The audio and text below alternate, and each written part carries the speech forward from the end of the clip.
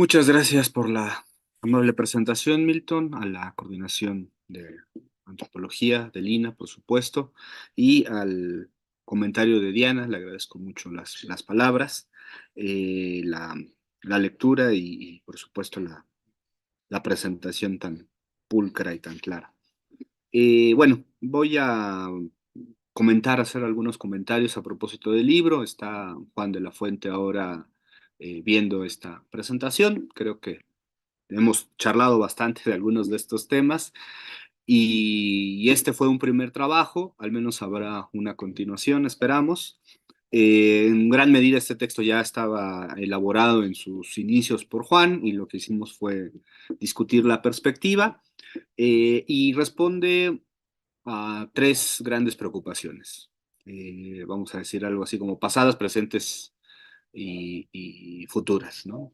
Eh, Respecto a las pasadas, nos dimos cuenta, pues, que existía un dejo de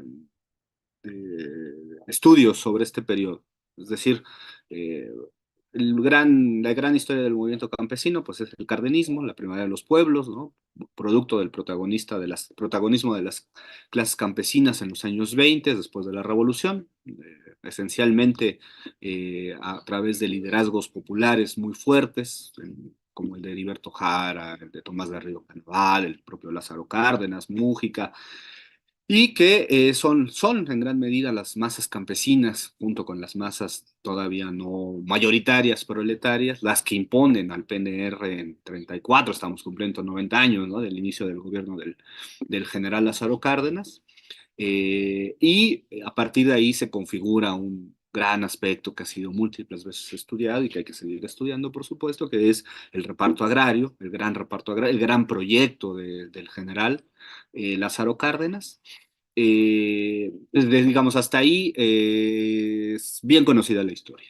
Después el escenario campesino desaparece, ¿no? O sea, no hay grandes revueltas, hay un control muy férreo, a diferencia del mundo obrero que tiene diversas asociaciones, organizaciones, disidencias, aún con la fundación de la Confederación de Trabajadores de México.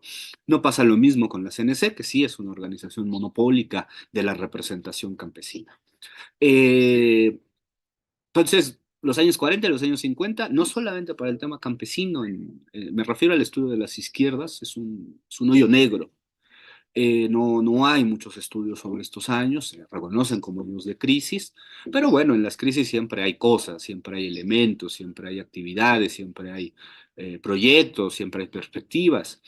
Y lo que nos dimos cuenta era, pues, un poco el reflejo de la época. Los años 40 son años muy complicados para el mundo, muy complicados para las izquierdas, que se radicaliza esa complejidad a partir del gobierno del alemán, que impulsa una gran modernización. Dice un querido amigo de aquí de la Dirección de Estudios Históricos de Lina, que el alemanismo es el preludio del neoliberalismo, ¿no? No solo por la corrupción, que es descarada, es aberrante, es grosera, sino además pues por la idea de la inversión extranjera, la apertura. Son los grandes años del cine, son los años de la vida nocturna, son los grandes años de la llegada de los electrodomésticos a los hogares, son los grandes años de, digamos, de la paz priista, ¿no? Y que se configura ya como paz priista a partir de, no totalmente, porque sigue habiendo grietas en la clase política, pero esencialmente hay ese proceso, un gran proceso de modernización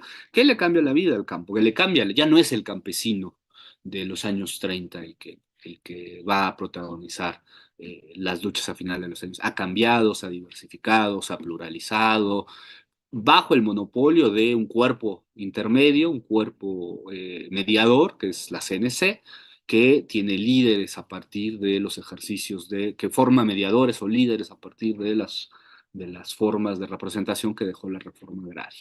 Paralelamente a eso se crea un neolatifundismo que ha sido reconocido, desde los años 50 está reconocido como los campesinos nylon, ¿no? Porque el nylon era un producto de gran exportación, desde ahí se junta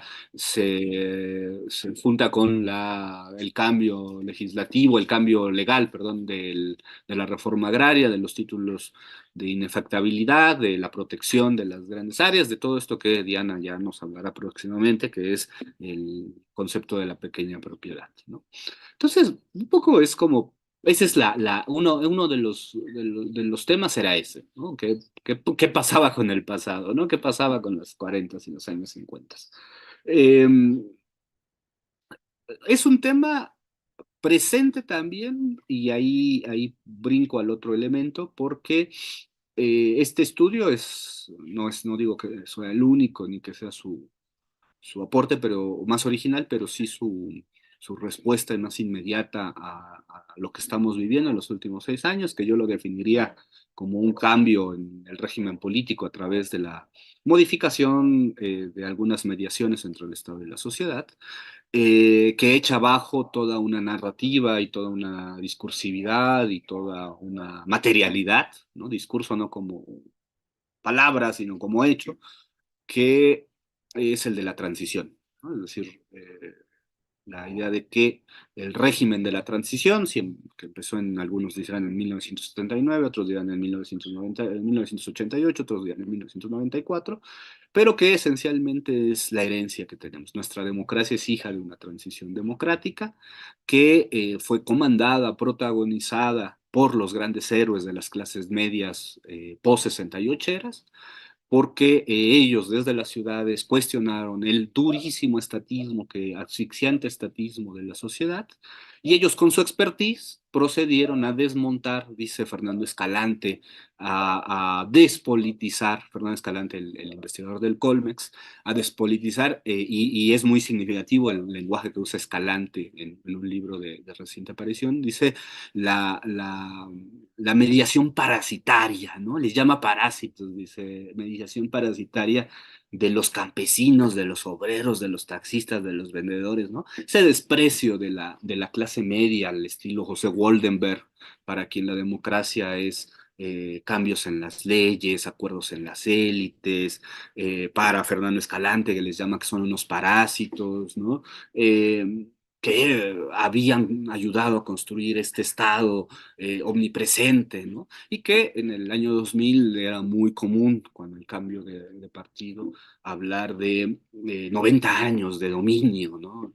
Y todo este discurso de la transición, pues es el que está puesto en cuestión, ¿no? No lo está puesto en un término de un debate eh, político que podría ser, pero tampoco es que estos personajes sean tan importantes como para dedicarles eso. La historia es mucho más rica, pero sí estamos desmontando implícitamente muchos de estos presupuestos, ¿no? O sea, a todos estos revisionistas que dicen que entre Cárdenas y Ávila Camacho no pasó nada, que en realidad es pura continuidad, Rodríguez Curi, a Escalante, que les llama parásitos, ¿no? A Waldenberg, que definitivamente expulsa a la sociedad de la democracia. O sea, la democracia es lo que pasaba en las oficinas de Periférico cuando se reunían el Consejo General del entonces IFE y nos daban luz, ¿no? Es toda esta idea del expertise, ¿no? Del expertise eh, del cosmopolita, consultor, mediador, intelectual, que ha parado en los órganos autónomos de la, de la función pública, ¿no? Que está en boga, eh, nos dieron la democracia. Todo eso es lo que nosotros cuestionamos. ¿No? Por supuesto que todo eso pues, es la versión neoliberal de la intelectualidad que no se atreve a hablar del mercado, no se atreve a hablar de la pobreza, que no se atreve a hablar de cómo la sociedad busca reconstruir sus mecanismos de protección en el Estado, ¿no? A través del Estado, más allá del Estado, contra el Estado, o sea, que eso es algo permanente, es una tensión permanente. No es casual que Jan Meyer haya llamado a la insubordinación en el CIDE como el nuevo 68, ¿no? Porque son hijos de esa herencia, ¿no? De esa interpretación de herencia. Y eso es lo que nosotros cuestionamos, porque lo que nosotros cuestionamos es el 68, no, no, porque no les interesa el 68 como movimiento, no les interesa el verano contestatario de la movilización, les interesa el resultado de ese 68. Lo encubren bajo el mito del 68, que es, bueno, el nacimiento de las clases medias ilustradas que nos dan la luz, porque son muy brillantes, son muy inteligentes, no son corruptas, no son paternalistas, se deshacen del Estado, ¿no? Que es el Estado burocrático, autoritario, anquilosado, ¿no? Que puede ser cierto todo eso, ¿no? Pero el Estado no es solo eso, nunca es solo eso, ¿no? También es la expresión de la condensación material, dice Poulentzas, de las relaciones de fuerza, es decir, cómo la sociedad se expresa de manera colectiva y logra inscribir en la historia sus demandas, ¿no? Entonces, ese es el segundo momento que estamos, ¿no? Es decir, es el momento presente que estamos respondiendo diciendo, bueno, en realidad la genealogía de la democracia no es clase mediera, la clase media llega tarde a la democracia, la clase media es hija del alemanismo, la clase media universitaria fue consentida por el alemanismo, los estudiantes de la UNAM como institución fue producto físico del alemanismo, producto físico de la corrupción alemanista, la autonomía fue producto del conservadurismo, que trataba de alejar la institución educativa en el año 1929 de la idea de la educación socialista. Y bueno, pues no, no es raro que esa institución reaccione de manera anómala de manera contraria, cuando hay intentos de reforma social, ¿no? Son conservadores por excelencia el día de hoy, como institución, no como personajes, no como individuos, como institución. Pero porque vienen de ese legado, ¿no? Su legado es un legado del proceso modernizador capitalista, y ellos son los consentidos de ese proceso hasta los años 60, ¿no? Ya llevo 11 minutos, bueno, me voy a apurar. Eh, Tratamos de buscar, como dice Diana, en la genealogía, primero, descentrar la Ciudad de México. O sea, la Ciudad de México siempre fue el último lugar, hasta los años 70 fue el último lugar donde sucedían las cosas. Segundo, de las instituciones educativas, dentro de estas, efectivamente, un montón de experiencias desde los años, bueno, en el caso del Politécnico, desde los años 40, los politécnicos son la herencia principal del cardenismo y son atacados desde el gobierno de Ávila Camacho. O sea, estamos hablando de principios de los 40, son reprimidos duramente en 56, ellos inventan las brigadas, que luego los tsunamitas del 68 se apropian como su gran invención, ¿no? La brigada informativa. En realidad es un invento, como lo demostró Jaime Pensado en su libro sobre el México rebelde del año 56. Y después, lo más importante, que la democracia en este país es de origen plebeyo, es de origen proletario. Ahí está, estamos en el aniversario 14 de febrero, San Valentín de los Obreros, es decir, de Valentín Campa. Es obrera en buena medida y es campesina, ¿no? Y es más campesina en este lustro. Decía Diana que esta insubordinación campesina queda ensombrecida porque tuvimos el gran movimiento proletario de finales de los años 50, telegrafistas, petroleros, ferrocarrileros, todos muy diversos, todos merecen ser estudiados, de hecho han sido más estudiados, son muy importantes, ¿no? La beta obrera, que si uno revisa esa insubordinación proletaria, pues es una insubordinación económica, es una insubordinación gremial, no están planteando la democracia, pero al plantear la democracia en sus propias organizaciones, echan, echan a temblar al sistema entero, ¿no? Porque el sistema entero se basaba, el régimen, en la construcción y control de esas mediaciones. Entonces, ahí hay una primera insubordinación. Es derrotada en el año 59, es derrotada en uno de los gobiernos más represivos de la historia, que es el de López Mateos. Aunque el presidente alabe a López Mateos, hay que decirlo, López Mateos es tanto o más represivo que Díaz Ordaz, en términos de las bajas, de las pérdidas. En realidad todos estos años son de mucha represión, muy olvidada, también, ahí viene otro tema, muy olvidada, porque después nos hemos concentrado solo en la represión al movimiento armado, pero la represión era una constante en los 50, en la época del alemanismo, incluso disminuyó en la época de Ruiz Cortines, y volvió a crecer en una oleada espantosa en los años estos que tratamos en el libro, ¿no? Este libro no habla sobre la insubordinación campesina en cuanto tal. El invierno social llega a su fin es solamente decir algo se despertó, lo fechamos en el año 1959 con las primeras grandes tomas de tierra.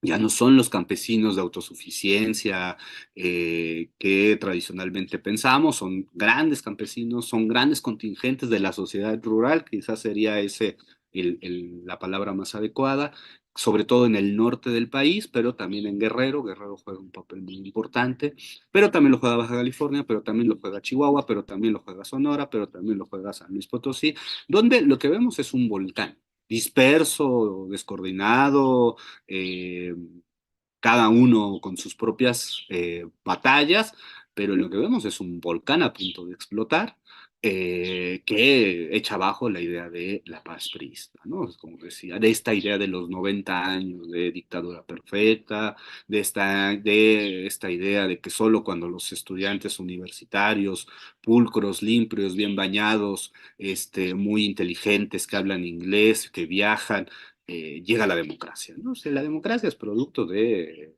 los desarrapados, es producto de los piojosos, es producto de lo sucio, porque eso es la democracia, ¿no? La democracia, pero además es una democracia muy radical, porque es una democracia que no solo plantea la forma de la toma de la decisión, sino que plantea que la forma tiene que ir vinculada al contenido, y el contenido del mundo campesino es la reproducción de la vida. Sus demandas no son demandas para estar más cómodos. Sus demandas no son demandas para sentirse bien o más modernos o parecerse al campesino europeo. No son demandas de ese tipo.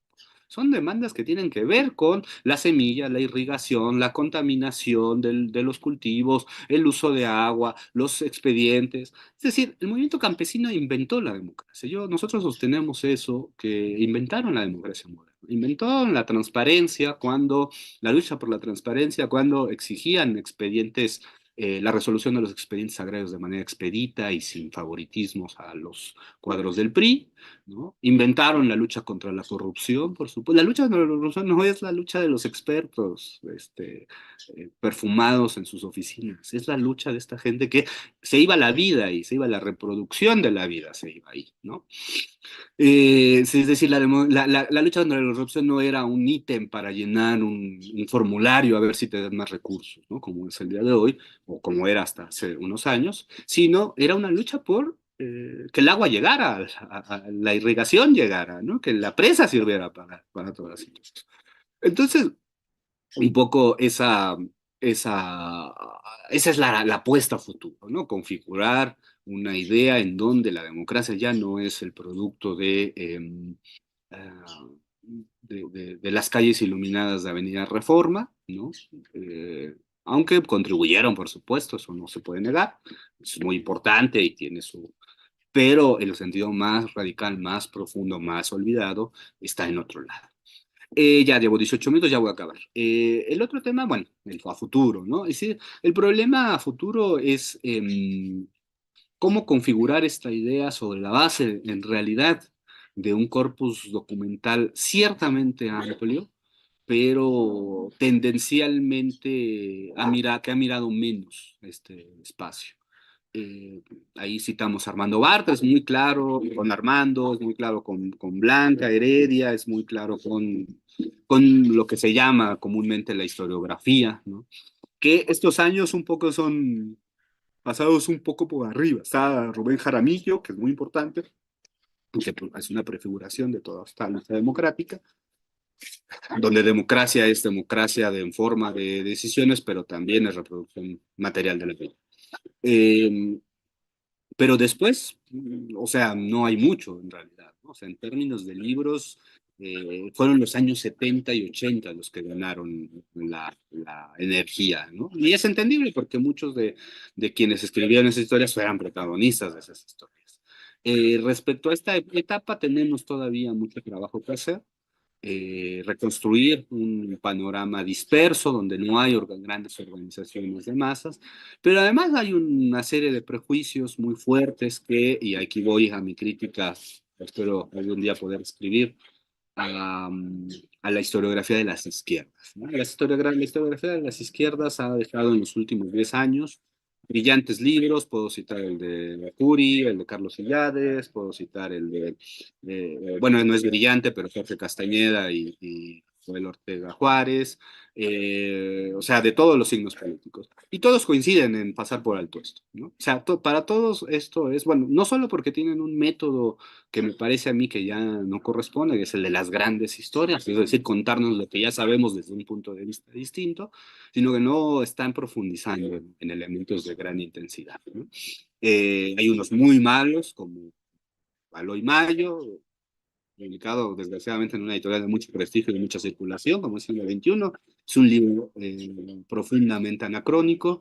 Hay unos textos bastante sugerentes, como el de Fury o el de Illades, o el de Massimo Modonesi, muy interesantes, pero panorámicos, ¿no? Vistos por arriba, como vistos desde un avión, ¿no? Vistos los grandes campos en los cuales se siembra las ideas de izquierda. Y lo que nosotros hacemos es ser menos,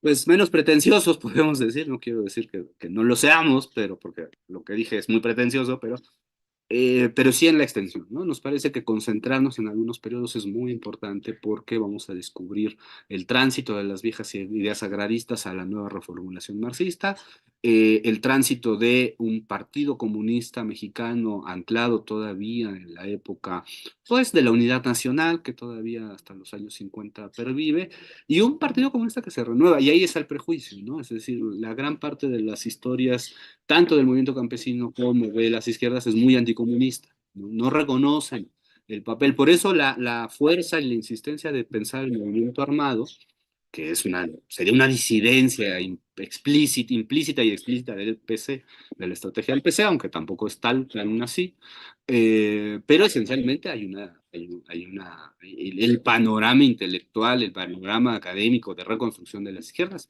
quizás salvo Máximo Modonesi, es muy anticomunista. O sea, no quieren saber nada del comunismo, el comunismo siguen repitiendo lo mismo, dependían de Moscú, no tenían perspectiva, y lo que nos damos cuenta con la culminación de este periodo que hemos analizando es que los comunistas están desde el año 58 y con mayor radicalidad en el año 64 planteando la salida. Y la salida es la construcción del concepto de independencia, la superación de la idea de la Revolución Mexicana y el vínculo democracia y socialismo. O sea, eso es clarísimo y no lo quieren ver y no aparece en estos libros porque hay esta barrera, ¿no? De decir, bueno, los comunistas eran, como dice Rodríguez Curi, publicaban periódicos parroquiales, dice, ¿no? De la prensa comunista. Y uno va a la prensa comunista y encuentra joyas culturales, joyas, crítica de cine.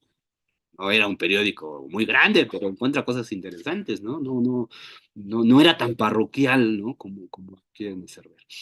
Eh, entonces, bueno, pues está ahí la discusión, ¿no? Cierro con un tema que a mí me interesa mucho y que creo que, porque ya voy 23 minutos, ya 2 minutos más, eh, un tema que es muy importante y que se ha descuidado en esta historiografía de las izquierdas, que es la comprensión de un fenómeno que no se da en todos lados de América Latina. Me atrevería a decir que el lugar donde se da de manera más radical es México, aunque hay que estudiar más algunos otros casos, que es la convergencia entre la izquierda socialista y lo que llamamos nosotros en el libro la izquierda nacional popular, que sin eso no se explica el 2018, ¿no? No se explica el país, ¿no? No se explica el cardenismo, no se explica el MLN, no se explica el neocardenismo del 88, no se explica lo que sobra. Hay una tendencia a unificarse, a pelearse y unificarse estas dos vertientes de la izquierda, que es la nacional popular, anclada en la idea de la soberanía nacional, con las izquierdas socialistas o más preocupadas por el entorno social. El cardenismo es el gran lugar del encuentro. Es muy claro que soberanía nacional no es posible sin soberanía popular. Luego se se pervierte ese vínculo y reaparece constantemente, ¿no? Yo creo que ese es el último tema que en algún momento habrá que dedicar más esfuerzo, más ser más prístinos, porque lo que hay también tampoco me convence. A lo mejor soy muy radical y en 5 años alguien viene y dice lo mismo de mí, es muy probable. Ojalá se dé también, porque eso quiere decir que estamos generando algo, pero no hay un buen estudio de cómo las izquierdas nacional populares, que estuvieron marcadas por el nombre de Lázaro Cárdenas durante mucho tiempo, por la idea de la reforma agraria como un elemento fundamental, por la idea de la nacionalización en un sentido profundo y amplio, sí, y al mismo tiempo acompañada de la idea de la ampliación de derechos, la ampliación de protección para los sectores populares, de participación y protagonismo, ¿no? De estos sectores, que eso lo aportaban las izquierdas socialistas o comunistas, ¿no? Entonces, es muy interesante esta última parte. El libro que mencioné, el de Jorge Castañeda y Joel Ortega, que acaba de aparecer, se llama Las dos izquierdas, es una respuesta, ¿no? Es justamente una respuesta a eso. Es quizá la peor respuesta que puede haber, pero bueno, es una respuesta, ¿no? Y digo que es la peor respuesta porque no conocen, ¿no? Porque no se meten a la revisión de los documentos, porque no se meten a la comprensión de las épocas. Algo, ese libro es menos anticomunista porque ellos dos pasaron por el PC, entonces, curiosamente, ese sí es un aporte, una mirada menos prejuiciosa del PC, bueno, no prejuiciosa del PC, mejor dicho, sobre todo después de la década, pero en general, bueno, es una apuesta conservadora de estos problemas que Juan y yo estamos tratando de trabajar, ¿no? Es una respuesta, acaba de aparecer el libro hace 2 semanas, ¿no? Muy conservadora, pero bueno, curiosamente tienen la brújula, como están preocupados por el presente, pues tienen la brújula atenta, ¿no? A cuestiones profundas, ¿no? Aunque tratadas, me parece a mí, eh, bueno, no le tengo ningún respeto a estos personajes, entonces tratadas superficialmente, ¿no? Eh, Creo que nosotros no somos historiadores en el sentido disciplinar. Nuestra intervención es una vieja hipótesis marxista, al menos de mi parte, ¿no? Ahí no hablo por Juan, de que la política es la sustancia de la historia, ¿no? Entonces, bueno, no tiene un trabajo tan fino en términos de lo que las y los historiadores eh, eh, harían, sin duda, ¿no? Crítica de fuentes, pues, por el estilo, que son muy importantes, sino es más bien una mirada politológica, ¿no? Más pensada en este sentido, ¿no? Que la historia, si un sentido tiene, y al final pues le damos el sentido siempre desde el presente, pues es justamente la de la historia, pero la de la política, pero la política desde dónde, ¿no? Y entonces en ese sentido, si es una política mucho más, diría yo, no clasista, no de clases, sino plebeya, ¿no? Y lo plebeyo es entendido aquí como el cruce entre elementos populares que están tensionando y negociando todo el tiempo con el mercado y tensionando y negociando con el Estado. Lo decimos en un párrafo, la acción colectiva agraria que fue acompañada por las izquierdas en este periodo de 1959 a 1964 es una lucha o es una movilización contra el Estado, con el Estado y más allá del Estado, ¿no? O sea, siempre es esa dimensión, ¿no? Y bueno, seguramente, como dice un autor, un historiador consagrado, todo esto es este tribalismo nacionalista, pero bueno, es la nación el articulador principal de los últimos 200 años. O sea, no veo que para estos sujetos la nación sea eh, inocua, ¿no? Me parece que es una gran construcción y creo que la idea de nación cuando es construida y es reconstruida a partir de los elementos populares tiene mucho porque no es una nación cerrada, ¿no? Es una nación siempre abierta, es una nación siempre dispuesta, siempre eh, amplia, ¿no? No encerrada, no nacionalista, digamos, en el sentido reaccionario. Entonces, bueno, pues ya hablé demasiado, a media hora, les pido una gran disculpa, pero pues sí tendría muchas cosas que decir. Milton, muchas gracias.